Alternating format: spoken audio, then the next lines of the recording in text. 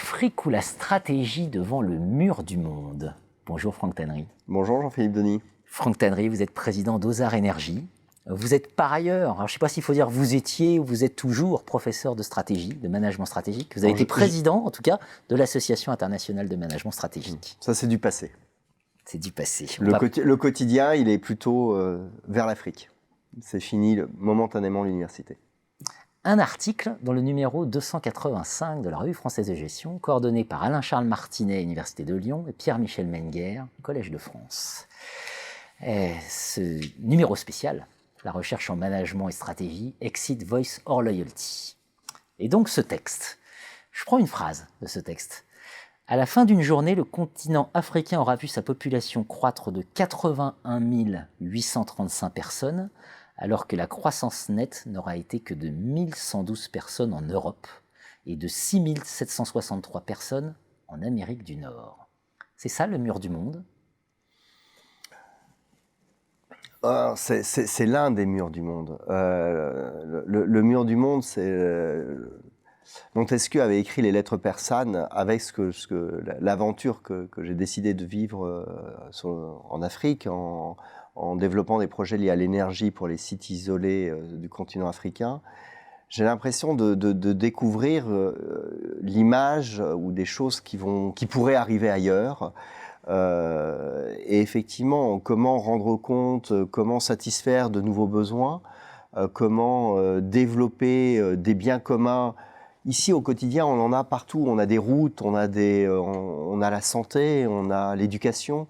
Là-bas, il y a la sécurité sociale. Là-bas, il manque beaucoup de choses.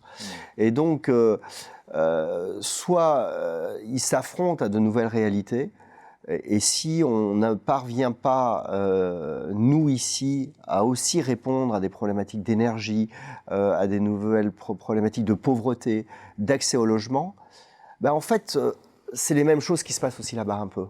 Donc, en ce sens-là, c'est le mur du monde parce que le système tel qu'il avance, on a l'impression qu'on va se prendre un mur. On va se prendre un mur. Dans la première partie de ce texte, vous nous évoquez que 80% des migrations, ces migrations dont on parle tant, sont intra-africaines. Vous nous parlez de la force des liens forts, là où on a l'habitude de parler de la force des liens faibles.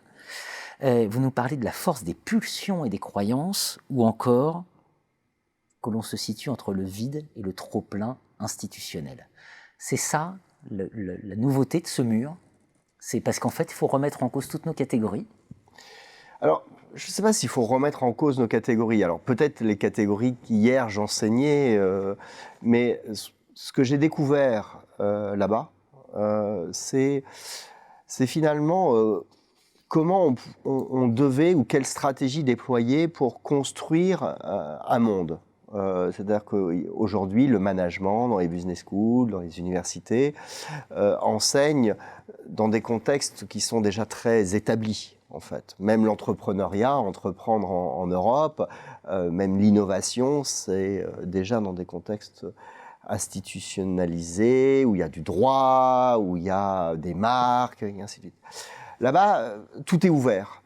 Et en fait, ce que j'ai compris, c'est que finalement, c'était une période qu'on avait vécue ici en Europe, après la Seconde Guerre mondiale, lorsqu'il y avait tout à reconstruire.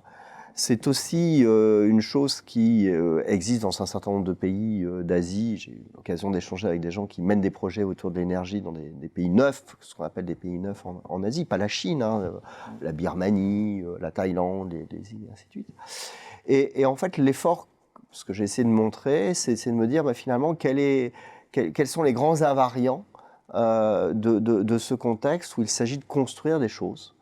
De progresser et d'arriver à développer des activités dans des circonstances qui ne sont pas si évidentes que ça. Voilà, d'où l'idée aussi mur du monde, c'est-à-dire que c'est un mur que l'on construit petit à petit, comme pour construire des maisons, en fait, pour construire des cathédrales parfois. Voilà. L'exemple type, c'est la force des liens forts. C'est ça. C'est là où on pense spontanément que voilà, les liens faibles peuvent suffire. Là, vous dites non. Là, c'est par des liens forts que ça passe. Alors l'idée, c'était aussi l'idée, ce que j'ai cru quand j'ai répondu spontanément au numéro coordonné par Alain Martinet et Pierre-Michel Menger, c'était de se dire finalement quel type de connaissances fallait-il déployer pour un dirigeant qui voulait s'orienter vers l'Afrique. Donc on dit l'Afrique, nouvelle Eldorado. Certains se disent en plus ils vont s'en mettre plein les fouilles, donc c'est super.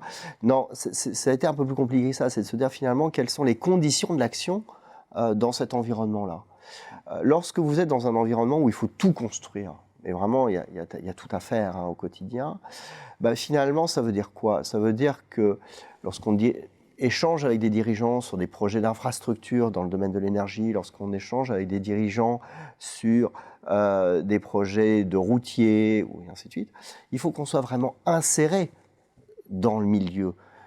Et donc, ce n'est pas uniquement quelques intermédiaires financiers, commerciaux qui vont suffire.